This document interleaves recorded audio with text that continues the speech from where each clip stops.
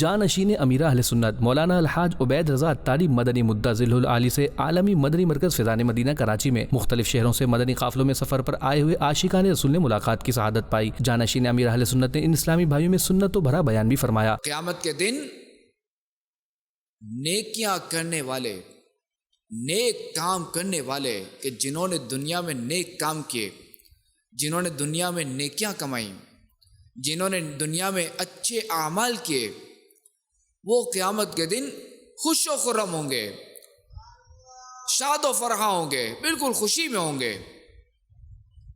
جبکہ برائیاں کرنے والے، جنہوں نے برائیاں کی، جنہوں نے گناہ کیے، جنہوں نے بد اخلاقیاں کی، جنہوں نے لوگوں پر ظلم کیا، جنہوں نے نمازیں چھوڑی، وہ حیران اور پریشان ہوں گے، وہ تکالیف میں ہوں گے۔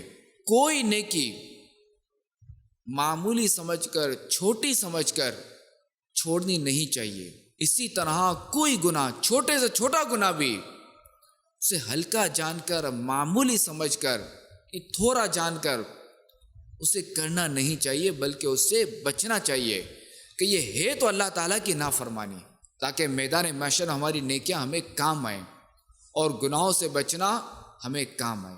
جانشین امیر اہل سنت نے عاشقان رسول کو سنتوں کی خوب دھومیں مچانے، زیادہ سے زیادہ نیکی کی دعوت عام کرنے اور علم دین سیکھنے کی ترغیب بھی دلائی۔ آخر میں مولانا الحاج عبید رضا اتاری مدنی مدعا ذل العالی نے اسلامی بھائیوں کو دعاؤں سے بھی نوازا۔